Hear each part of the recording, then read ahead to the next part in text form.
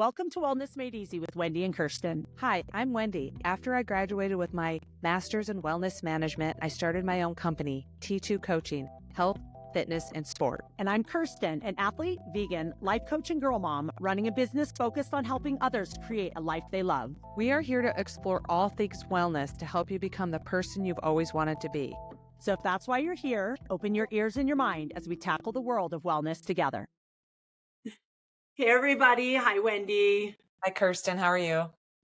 I'm good. We had a few technical difficulties this morning, so we are a little bit shorter on time than usual, but we got it all worked out. And it's a reminder that we haven't had them in so long that it was like annoying when it used to be just like our regular thing.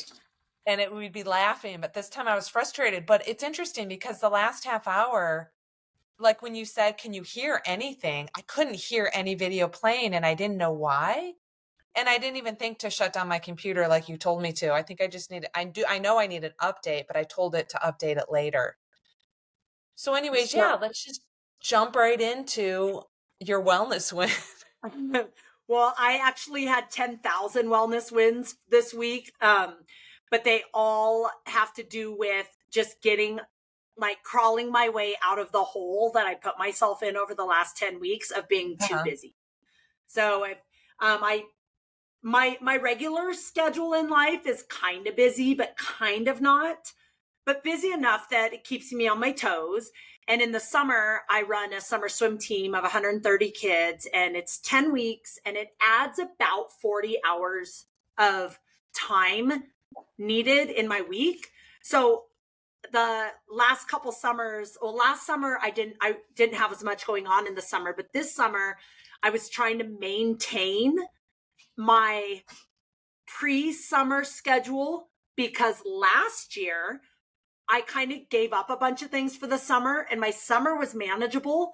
But then coming off the summer, I had to build back up some things. So that's when I started getting into debt a little bit more than I wanted to and having some issues there. So this summer, I'm like, I don't want to let go of any of my other stuff because when swim team is over, I want to be in a good spot. So I tried to maintain everything and that did not work. I mean, it worked. I'm fine. I got through it, but it was rough.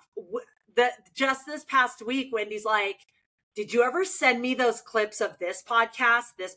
I realized there was 4 weeks in a row where I hadn't made any of the clips that we used to just kind of put it out there.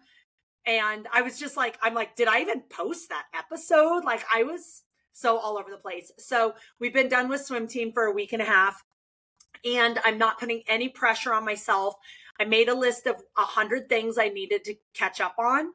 And I have the whole month of August to catch up. So I'm not oh my gosh, I have to get them all done this weekend or in the next week to feel caught up. I'm giving myself time to just do little things I cleaned the hamster cage, check that off the list. It was a big win and I was okay with it. So I still took care of myself. I've been getting 8 to 10 hours of sleep every night the last week and a half. And so, a lot of wellness wins that all revolve around me getting myself and my life back under control. That's great. I think my biggest wellness win is I was traveling last week to visit my sister and it was more of a relaxing week that I really enjoyed. She had a little bit of surgery and my mom and I traveled together and we were taking care of her. And I was kind of dreading it, but at the same time, I'm like, no, I mean, this is a really good time. We had a week off. I had a week off coaching the kids. So it was really the best time to go. And we watched a lot of Netflix. We watched Pretty Woman. And that was fun. I think I've had the songs in my mind all week. We watched a lot of Adam Sandler movies. And so it really was a really good recovery week for me, which was great because that's, we're going to talk about recovery today on the podcast. So I think that was my biggest wellness win. And then my other wellness win was change of schedule. I start coaching the kids in the evening. So my friend and Ann, after 2 months of not meeting at Kennesaw Mountain, we met today. And it's been 2 months. So it was really nice to catch up with her and get a good solid ride in, it's almost like an assessment.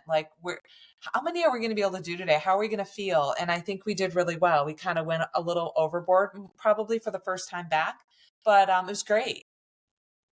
That's It was a awesome. mental, that's like my mental, I needed some mental, I just needed to go ride my bike outside because we've had a lot of rain and heat and just weird weather. So it was just Yeah. nice to go outside with Anne. I just rode outside. I'm actually still in my sweaty, nasty bike jersey because I prioritized some other things rather than actually like taking a shower and maybe not being a sweaty, gross mess. I didn't take a shower. I just, you know what, I walk in my laundry, as soon as I walk through the garage, there's the laundry. So I just strip down, put a towel over my body, run upstairs. Sometimes I shower. Today I didn't. I'll shower when I go coach the kids at Lifetime. And I just get off my wet clothes and put on dry clothes, and I feel great. Yeah, I haven't done that. I'm still in my sweaty clothes. But I had a really delicious lunch, so that was more important to me in the moment. Good. So Wendy and I last week, we talked about like metrics and what metrics matter. And it's interesting because when I was getting on my bike ride today, I was like, I have a bunch of books that I've half listened to that I'm like, oh, which one should I listen to? And I was like, oh, I haven't listened to the Rich Roll podcast in a while.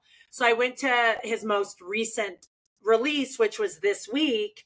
And I forgot the title of it, but it's something like What Metrics Really Matter. And I was like, that was exactly what Wendy and I talked about that we released today also.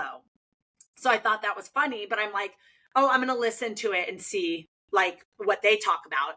And they were talking mostly about rest and recovery. And it's a 2-hour podcast. I listened to the whole thing. And they talked just so much about rest and recovery and how important it is, and how for, you know, from a fitness or competition perspective, the world-class athletes, the thing that differentiates them is they can recover really quickly. And like they're looking at specific data, like heart rate variability and stuff like that, and how these elite athletes can recover so much more quickly. And it reminded me, I just got finished watching the Tour de France, and they share a lot of the athletes' data. And one of the things, like they're talking about the guys out in the breakaway, or the guys who are the most aggressive riders, or the guys who are like out there up front. And they're like, oh, look at their data. They slept 10 hours last night. Look at their data. They're, you know, after 2 huge days in the mountains, one was 19,000 feet of climbing and one was 18,000 feet of climbing. The next morning they woke up with the green light on their wearable saying that they're recovered. And so I was thinking a lot about it because I also had an athlete ask me about recovery this week and rest. And it got me thinking, you know, what are the most important metrics? And Wendy and I talk all the time about sleep and rest and recovery.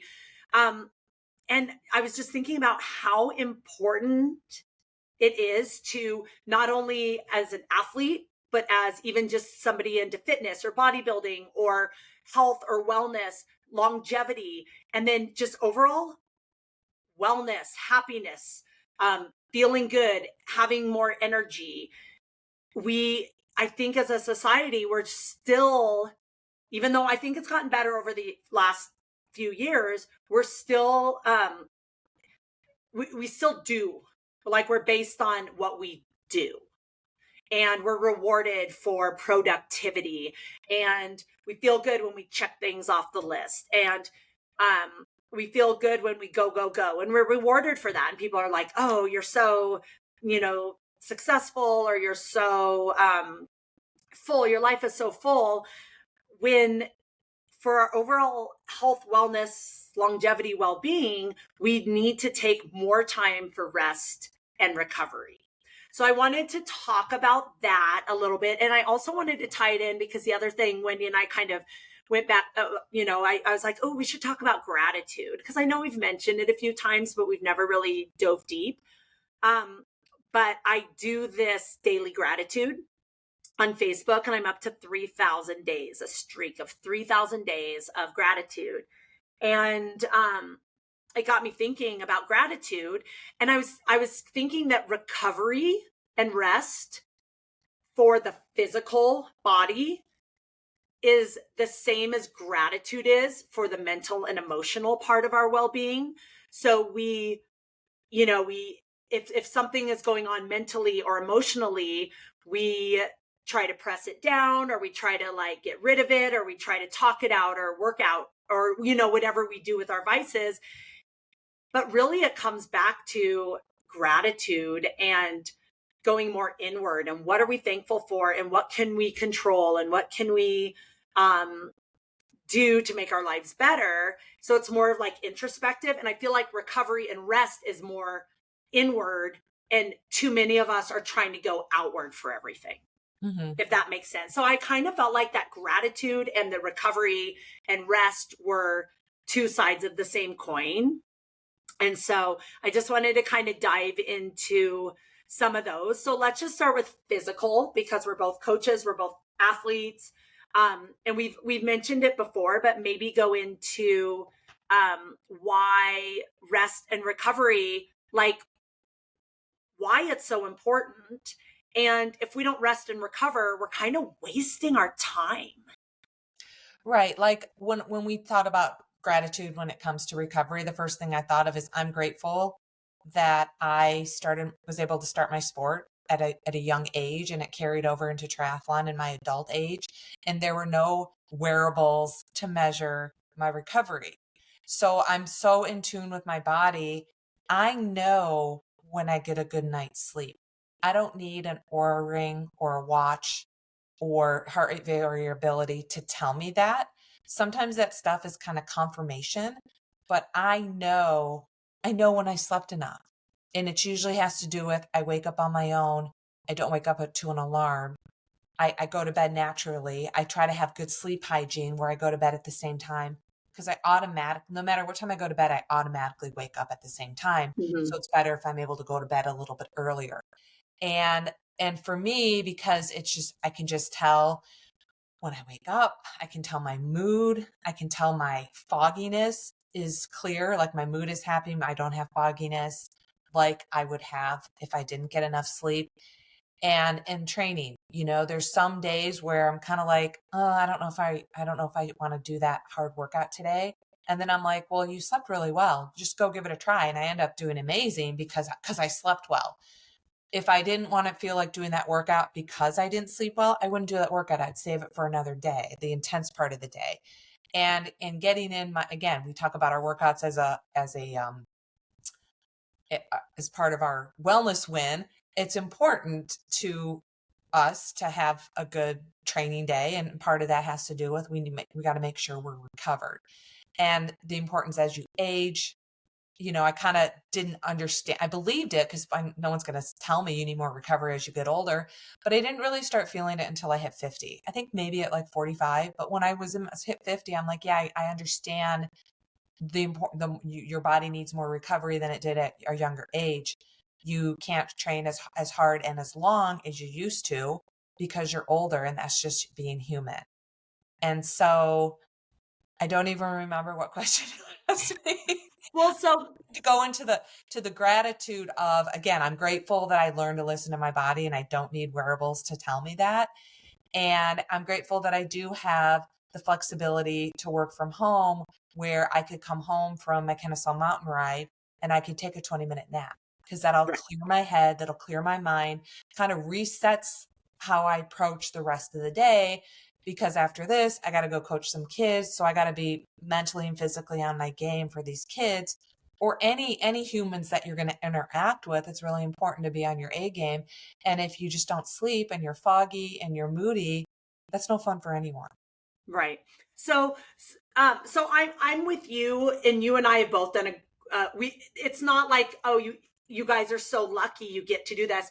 Wendy and I have spent 10, 15, 20 years creating this life where we have the time and ability to make a few more choices and maybe other people don't think they have, so that we can prioritize these things.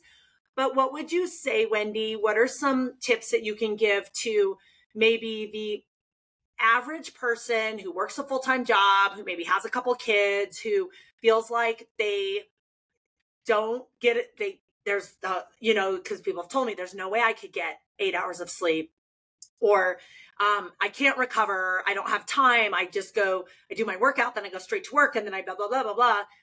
The people who can't, who don't feel like they have enough, the freedom like you and I have to add these recovery and rest components into their life. Can you give a few simple tips so that people can start working toward being able to rest and recover properly for their health?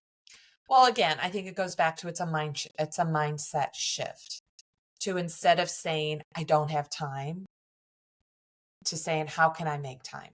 What can I do? How can I organize my day, my lifestyle, my parenting, my job, my training, and everything else that you prioritize in your life? How can I manage to squeeze in a little bit more recovery, whether that's sleep, eating a certain way, the post-training meal? Again, I always tell people the most important meal of the day, especially as an athlete, is the one that you eat after your training, because that fuels your next training and it helps you recover from that training session. But I think it's just a mindset shift, and it's taking the time to manage your day to see if you can make any changes. I'm not saying it's easy. I'm not saying everyone can, but it's just seeing if you can make some changes to how you're spending your day to day and making some changes. Yeah. And one thing you mentioned was the post-workout nutrition, or just daily nutrition. We talk about that a lot too, when you're feeling mentally, physically, or emotionally worn down. Like, what's one of the first things to look at is your nutrition. And one thing that I often forget when I'm really busy is that it takes the same amount of time to eat a healthy meal than an unhealthy meal. Mm-hmm. It takes the same amount of time. So even fast food, like if you're like, I have to have fast food, an apple is fast food.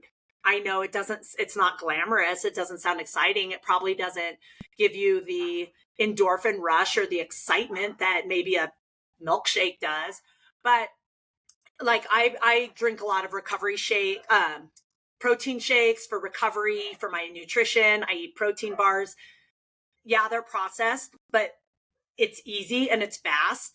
And that's healthier than grabbing a muffin or a bagel with cream cheese, because most protein bars and shakes are chock full of nutrients. And my recovery shake has all the amino acids. It's designed for recovery. So that's one thing to keep in mind, because when I get overwhelmed and stressed, since food is kind of my vice, I do talk myself into saying I don't have time to eat healthy. And it's not true at all. Like Wendy said, it, you just have to shift your mindset, because grabbing a thing of fruit or a salad from a salad bar is just as easy as sitting in the McDonald's drive-thru and getting a burger and fries. Right. And I think like the I don't have time, some days are more fuller with less time than there's 24 hours in a day. Some days you fill those 24 hours differently than other days. You fill your 24 hours different than I fill my 24 hours. So we all have the same amount of time. I think it's really important. The way we choose to spend our time is going to vary. So when you say I don't have time, again, it's a mindset shift. When tying in that gratitude of, okay, I'm lacking time to get that extra amount of recovery into my day, but I'm grateful that I have a job. I'm grateful that I have beautiful kids. I'm grateful that I get to do X, Y, and Z and all these other things. And so again, it all goes back to mind shift. When you add that gratitude component, instead of focusing on the negative, just focus on all the positive things going on in your life, instead of that frustration of I don't have time. I just hate it when I hear people say that. Right. It helps shift that, again, having that gratitude helps shift that mindset, that you can be a little bit more on the positive side to figure out the changes you need to make. If adding more recovery whether it's sleep, nutrition, or other components of recovery into your day.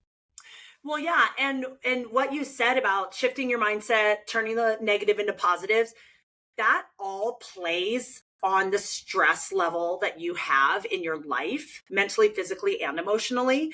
And so if you are lowering your stress level, that is helping your rest and recovery. So everything just from everything in our body, it all always ties in together. We're not, our brain isn't separate from our gut. Our gut isn't separate from our skin. Our skin isn't separate from our heart. Our heart isn't separate from our hormones. Like everything is tied in. So lowering your stress level, like if you were to wear a wearable that tracks your effort and your recovery and your stress and everything, if you have a lower stress level and you have a healthier, happier, more positive outlook on life, then that's part of rest and recovery. That's going to keep your heart rate down low. That's going to keep you more in balance. It's going to keep your emotions in check. So that all plays into getting enough rest and recovery. Right. When you're grateful, you're going to sleep better and you're going to rest easier because gratitude creates that positive mindset. And when you have a positive mindset and you're feeling healthy, especially at night when you're going to bed and you don't have all these things on your mind, because you practice that gratitude before bed and you're going into with a better state of mind, you're going to sleep better. And then, likewise, when you sleep better, you're well rested, then your mind slows down and it's not racing and it's not filling your thoughts with all this negativity that's going on in your life. So then you will be great. You'll have more time to practice that gratitude. Right. So a couple things I thought of that have worked for me or other people that I've talked to about this that are just really small. They're not time consuming. They could be 1 to 5 minutes a day that have worked for me is number one, I did this a lot over the last few weeks, is if I went to pick up my daughter from camp and I was there 5 minutes early, I would take a nap. So I would lean my chair back in my car. I would set my alarm. I would pull my hat down so it was kind of dark. And I would take a 3-minute nap. And it's amazing how, if you're really tired, like I would fall asleep like that. I usually I have a app that I use for sleep and napping. It's called New Calm. And I turn on one of the shortest ones, like 10 or 15 minutes. So even if I only have 5 minutes to nap, I turn on that. It's a noise to help you help your brain waves.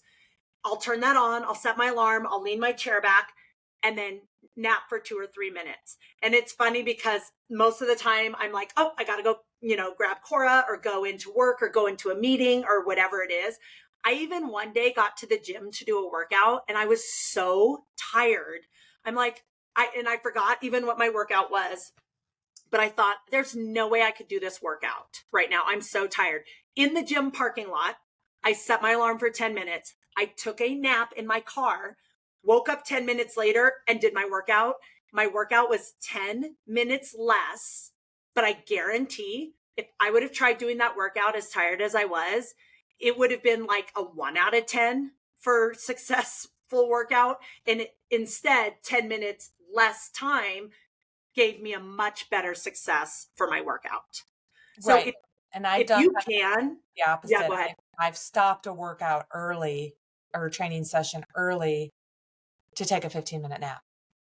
Yeah. Like if I'm doing like a workout before I coach the kids, sometimes I'll be like, you know what, I'm just feeling like this isn't really progressing my fitness. This isn't really helping me right now because I'm really tired. I'll stop. I'll go out and lay on a lounge chair on the pool deck and I'll close my eyes. And you guys, just resting your eyes, even for just a couple minutes, is very helpful. Again, that brain fog goes away when I close my eyes. Yeah. And this is something that like when he was talking about mindset, you have to believe that rest and recovery is just as important as getting things done. Or you have to believe that your recovery day is just as important as your training day, or your taper week is just as important as a build week. Like, these are things that you have to believe this in order to make time for it. Because like Wendy said, we all have 24 hours in a day, and we prioritize in the day what we each believe is important. And it's different for everybody. But you have to figure out what's most important for you. And if you're feeling stressed, overwhelmed, anxious, aging, like you're aging quickly, like you have no time for anything, instead of trying to do more, do less. And that's kind of what we wanted to come on and talk about today, is prioritizing the rest and recovery part of life is going to help you focus. And when you're focused, you could be more productive. It could help you discover changes in your life that you might need or want to make. Because when you're too busy and you have too much going on, all you're doing is trying to survive. And as soon as you slow it down, and this is one thing I love about swimming. When I run, I listen to music. When I bike, I listen to books and podcasts. When I swim, I listen to nothing but the sound of water. And within minutes, I could be having the most stressful day ever, not figuring out, I can't see up from down. Within minutes of being in the water, my mind clears and I start remembering things that are important, or coming up with new ideas, or enjoying life more, or being more grateful. And it's because I slowed down all the stuff that was going on. And I feel like that's really challenging in these days with just so much going on, and everyone's asking for our attention. Every outlet, media, social media, everything, friends, family, everyone is darting our attention in a million different ways. But we have the choice to make some changes and slow things down a little bit. So I had an athlete, I was just thought of this. I coach an athlete that was going on honeymoon / anniversary trip, and female. And she was like, I've never had a week off before. And I'm like, this is exactly why you need a week off, because you've never had a week off before. Right. And so she was a little bit anxious and stressed that she was having a week off training. And I'm like, why? It's not going to, taking a week off training has nothing to, it's not going to, you're not going to get de-fitness. You're not going to gain weight, lose weight, whatever. Just maintain. And again, I think she was a little bit stressed because she was going to be eating some different types of foods, et cetera. Like we all can have those issues, disorders around food and being an athlete. But I really was like, this week, if you're stressed about taking a week off training, then it's something that you really, really need. Right. And you really need to challenge yourself to experience taking a week off training, especially when you're going to this exotic place on your honeymoon / anniversary. You have to give your partner your attention and your time, because that's what you agreed to do when you guys booked this trip. And so when I went to visit my sister, I knew if I wanted to do any type of training or working out, it was going to be running, because you could run anywhere. I did look up, there was a Lifetime that was 30 minutes away that I did go to twice with my mom. But at the same time, I really was like, no, this is your recovery week. You haven't had and I planned it to be my recovery week. I worked really hard. My recovery week should have been the week before because I was exhausted, but I'm like, no, just work really hard because next week's your recovery week. And I felt like really good about the mental positivity of saying, oh, I needed this. Right. So well, and that's so smart. We talk about that in our podcast episode about periodization, is look at your year, look at your vacations, look at, other things that you have going on in your life, and plan your workouts and your training around that. And if you're going somewhere, so I did that a few years ago. I was going to Hawaii for like 8 days or something. And I worked my butt off the week before. And I was going to do like I had more workouts planned than I did. My daughter was only, I think, 3 or 4. And we were, doing a lot of things I did a lot of things with her. So I didn't get the workouts in that I wanted to, but it ended up being such a great break that when I came back, my first race back was like amazing. It was beyond my expectations because I did so much less that week. Yeah. Again, it's a mindset, and it's a belief, and it's a trust from an athletics perspective, a coaching perspective, that you have to have that trust in your training, in your recovery, and everything you're doing, the big picture in mind. Right. To trust that the rest and recovery is really going to help you. Something that reminded me what you just said when we were talking about like weight loss, I wanted to share that when I was my summer season is 10 weeks, and I gained 8 pounds over my 10-week swim coaching, stressful, crazy summer.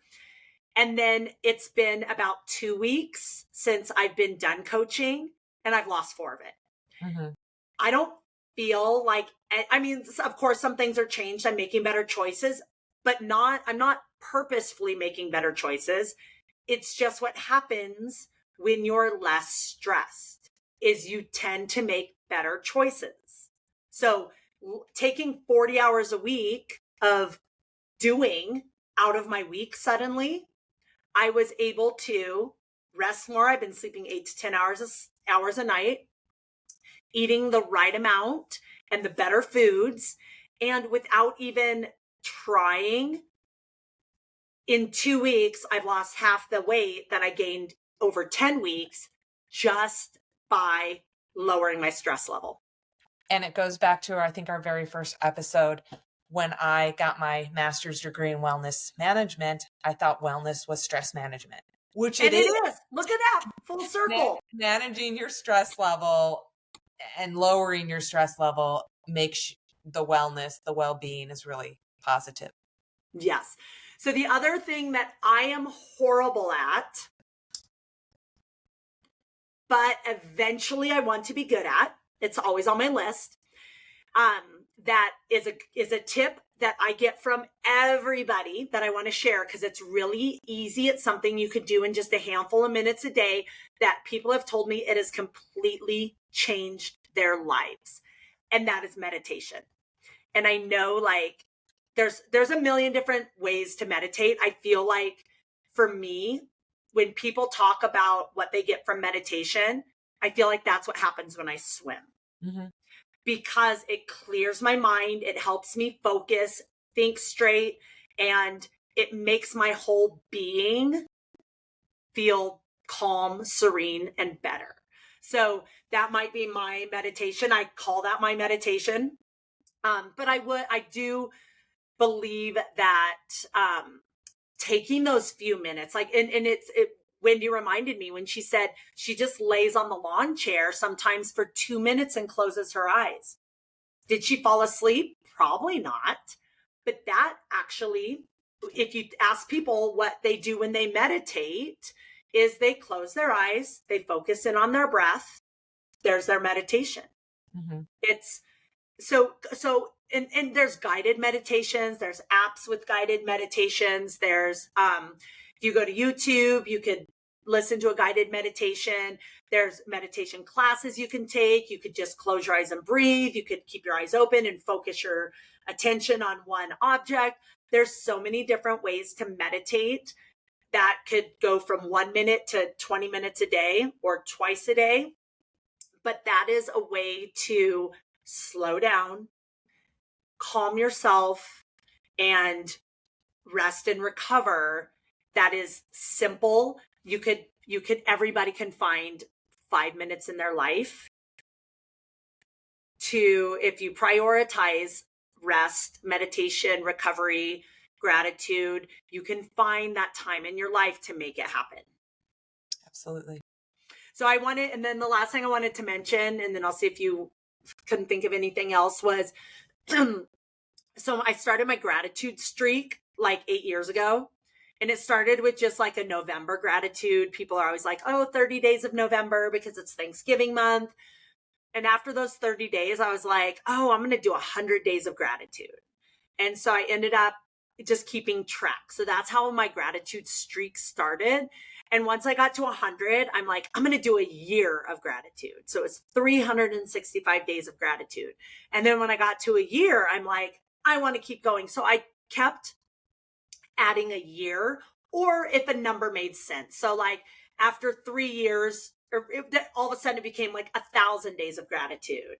And then 4 years was like 1,284 days of gratitude. So sometimes they were like years, sometimes it was just a number that I rounded up to. So currently I'm on 3,000 days of gratitude, and I just hit my 3,000th day today. So that's what I was like, oh my gosh, this is really cool, because gratitude has been such an important part of my life starting from when I was a kid. And 3,000 days of gratitude is a lot. And I looked it up, and I was like, oh, that's just over 8 years. Nice. So I'm going to, whatever 9 years is, that's going to be my next number. I haven't calculated yet, but starting tomorrow, it'll be whatever 9 times 365 is. But what I wanted to share about when I was a kid, I was like, when I was a preteen, tween, they call it these days, I was really struggling with my self-worth and my self-esteem, and really just struggling with, I don't know if it was depression, because that wasn't really a thing back when we were kids, but I was just struggling at that age. And my mom took me to this camp. No, it wasn't like a camp. It was a program. It was every Wednesday night for like 3 hours with other people my age. And it was called I Am. So that was the name of the program. So from what I gather, and again, I don't remember a lot from it because it was a long, long time ago, but it was to help teenagers and preteens to kind of figure out who they are and not get so, give them confidence and whatever. But our very first thing that we did was every day we had to write down, and this is when I was like 11 years old or 12 years old. Every day we had to write down 3 things we were grateful for. And sometimes, and they said it could be anything. It could be like, I'm grateful for hot water. I'm grateful for a cozy bed. I'm grateful that I have a dog. So it could be something really, it doesn't have to be these big, like, I'm grateful for, people are like, I'm grateful for my family. I'm grateful for God. I'm grateful for all these like big things. It could be something really like small, like, I'm grateful I have blue eyes, or I'm grateful that I have shoes that fit. I'm grateful for the trash collector, the garbage man, or else there'd be like trash everywhere. I'm grateful for, it could be something little. But what it did was it got me, exactly like Wendy and I always talk about, it started shifting my mind. It started giving me a fresh mindset when I was 11 or 12 years old, that life isn't all doom and gloom. And I thought that at the time. But when you start looking at the great things in your life, then it's really hard to be grateful and sad at the same time. It's really hard to be grateful and fearful at the same time. It's really hard to be grateful and depressed at the same time. So it's really hard to be grateful and angry at the same time. So that's why I think gratitude is so important to me, is because from a young age, it really shifted my mindset and the framework that I see the world in as an adult. And just by you telling your story, again, it for someone who never really thought about gratitude or practiced it on a regular basis, you set your challenge. You set up a challenge for yourself to say, I'm going to write down one grateful thing every day, or when I wake up, when I go to bed. Again, I think it's truth. It takes 21 days to create a habit. It takes 30 days to create a habit. Whatever it is, you say, I'm going to do this for 21 days. I'm going to do it for 30 days. And then that 30 days carries over to longer and longer and longer and longer, with any type of challenge that you're going to set for yourself. But I think gratitude, I've done a few in the past, again, in November, because it's the month of Thanksgiving, be thankful. So that's usually a good starting point. You don't have to wait till Thanksgiving to do it. You can do it right now, today, after you listen to this. But it's definitely something that you personally can choose to do, and set that timeline of how many you want to do, when you want to do it, and how long you want to commit to. And for someone like me, when I make a commitment to myself, I follow through on it.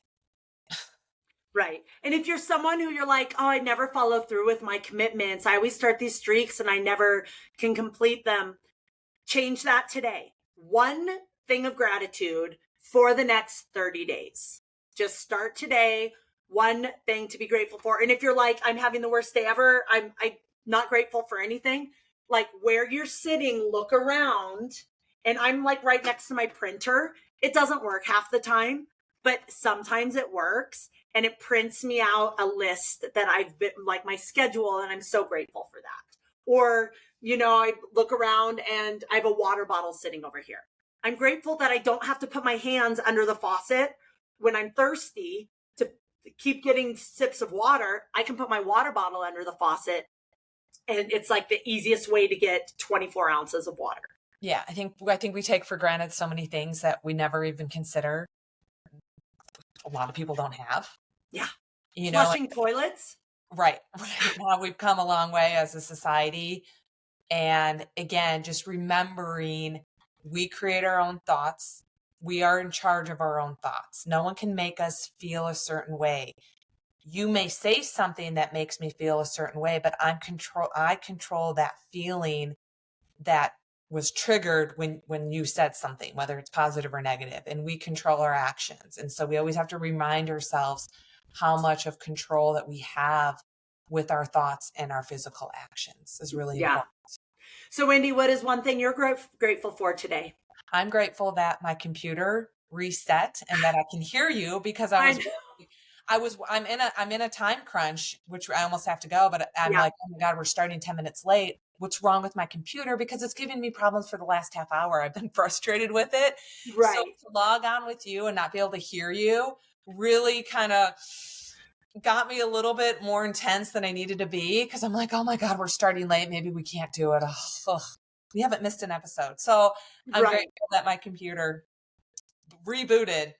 Same. I'm grateful it was too. Cause I was like, maybe I'll just do the episode by myself. And how like lame would that be? Just me talking to myself and talking to you guys about it. Because the same thing, I'm like, Wendy and I are both like, we're streak type people and we've never missed a week. Even when we've been traveling, we record it on a different day, maybe a different time, but we haven't missed a week since we started at the very end of December. And it is now in August. Yeah. And I don't want to miss a week. I almost was going to cancel on you last week when I was at my sister's, but we made it back. We made it back in time that I'm like, ooh, hopefully the weather won't kill my internet, but I'm glad we got our episode in. I know sometimes we've been rushed with episodes, but we haven't missed one. So that's a good streak. I know. And I was one thing, and then we'll wrap up. Last week we did talk about like budget, like life on a budget, like how to make budget cuts. And one of the things I did is I needed a bunch of new sports bras. And I went online and just looking at random sports bras and what's it called? I can't remember. Athleta. That brand, they have really good sports bras, and their sports bras are like $45 for one. Mm-hmm. And I'm like, I need like 3. And so I looked and they had kids, like girls, sports bras, and they were $15 each. The same exact sports bra as the adult, but they were kids. And I can definitely stand to fit in a kid's sports bra. And I did some like research online, and it said like, in general, like kids extra large, that's 14 to 16 for kids, is the same as like an adult small. Mm-hmm. And they said the only difference is like, it's not going to have big cup size. And I'm like, I don't need a big cup size. So I ordered 3 sports bras for $45 instead of 1 for $45. Mm-hmm. And I got them in the mail the other day, put them on, they fit perfectly. And I was like, oh my gosh, I just saved so much money. Fitting into a kid-sized sports bra rather than an adult-sized sports bra. So if you're looking to save money, get creative. That's good. That's a good tip. Yeah. So if you're a smaller woman, smaller size cup, breast cup, whatever they're called, I don't know. Hey, you can if you're typically a size small for a sports bra, size XL kids fit the exact same way. Excellent. I love it. I know. All right. What are you most excited about? So I'm running a 10K this weekend I'm on a Fleet Feet Canton racing team, and there's a team division. So we have Oh, 10, each team has to have at least 10 people sign up under a team. And then I think they only score 5 of us. So the top 5 and our team of 10 are scored. And so we're competing against other like running clubs. And so I was really excited when I heard about it. And I'm that's cool. jumping I into can't that. wait to hear about that. I'm still on the 10K streak, where I'm so focused on 10K because I haven't broken 45 yet. I've done 45. I've basically done 4509 twice, 2 different courses, but I feel like I'm ready. Oh, definitely. It's interesting because my last 10K was July 4th. So it's been a little over a month. And I feel like my fitness has really jumped to that next level just by the training volume and things changing in my schedule and training a different way. That I'm really excited to see what I can do. Oh, nice. I'm excited about that. That sounds fun, doing the team thing. Yeah. Cause it's a team. Again, it's a team thing that I'm probably most excited about. Yeah. I'm biking up Pikes Peak, doing the race, on my bike up Pikes Peak on Saturday. There's a race up Pikes Peak on your bike. Yeah, I've done it twice before. I know there's a Pikes Peak marathon. So yeah. how much elevation gain? I want to say it's like maybe like 5,000 or 6,000 in 12 miles. That's fantastic. I'm jealous. Yeah, I'm so excited. I did it a few years ago. It took me like an hour and 50 minutes. Mm-hmm. And I'm doing it on my tri bike. So I like doing that because then people are looking at me like, what the hell are you doing? So we'll see. I love it. Then you glide down? Do you go down? No, I'm taking the shuttle down. Okay. I've gone down it once and it was terrifying. My bike's not set up to go downhill. Yeah, 12 miles, pretty steep. It was terrifying. I had both. I have regular brakes. I don't know. I don't have disc brakes. Uh-huh. And like I had both brakes squeezed as hard as they would go, and my bike was still going. It was terrifying. Okay, yeah. Now I'm taking the shuttle down. Nice. I know. All right. Well, we would love to hear about your guys' gratitude journey, your meditation journey, Wendy and I are making it really cool to do more recovery, more rest, more gratitude, more being and less doing. Yeah, I love that. Me too. I know. We're starting a trend. So tell us what you did not get done this week. That's a good question. I love it. I know. Praise yourself for all the things you did not do this week. I love it. Let's talk about it next week. All right. We will share all the things that we didn't get done this week. Oh, I love it. All right. Bye. Make it a great day. Make it a great day. Bye. Thank you for listening to Wellness Made Easy with Wendy and Kirsten. If you want to learn more about us or anything we talked about today, check out the links in our show notes. We would love to know what you think of our podcast and what you want more of. So drop us a comment, send us a message, and help us out by leaving us a rating and a review. And don't forget to let us know your wellness win for this week. Thanks for listening. Make it a great day.